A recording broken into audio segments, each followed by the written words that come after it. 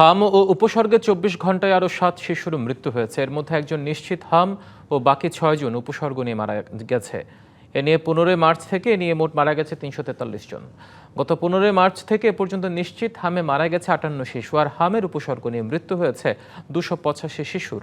বিজ্ঞপ্তিতে বলা হয়, শুক্রবার সকাল ৮টা পর্যন্ত আগের ২৪ ঘন্টায় হাম শনাক্ত হয়েছে ২৮২ শিশুর, আর সন্দেহজনক হাম রোগীর সংখ্যা ১,২১২ জন। এছাড়া গত ১৫ মার্চ থেকে এ পর্যন্ত সন্দেহজনক হাম রোগীর সংখ্যা ৪৬,৭১০ জন। নিশ্চিত হাম রোগীর সংখ্যা ২৮২ জন এবং ১৫ মার্চ থেকে আজ পর্যন্ত নিশ্চিত হাম রোগীর সংখ্যা ৬,৪৯০ জন।